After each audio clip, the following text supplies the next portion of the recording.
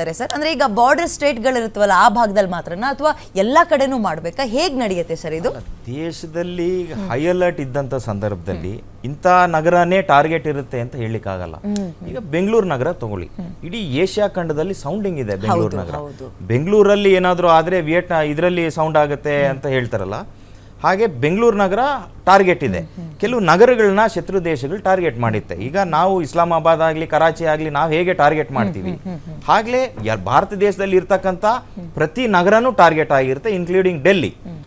So ಹೀಗಿರುವಂಥ ಸಂದರ್ಭದಲ್ಲಿ Mach drill ತುಂಬ major role play ಮಾಡುತ್ತೆ. ನೀವು ಕೆಲವು ಶೆಲ್ಲಿಂಗ್ ಆದಾಗ ನಾನು ನಿಂತಿರ್ತೀನಿ, ನಾನು ಕೂತಿರ್ತೀನಿ, ನಾನು ಏನೋ ಮಾಡ್ತೀನಿ, ನನಗೇನೂ ಆಗಲ್ಲ, ಇಂತಿಷ್ಟೇ ಡೆನ್ಸಿಟಿಯಲ್ಲಿ ನಿಮಗೆ ಬ್ಲಾಸ್ಟ್ ಆಗುತ್ತೆ ಅಂತ ಹೇಳಲಿಕ್ಕಾಗಲ್ಲ.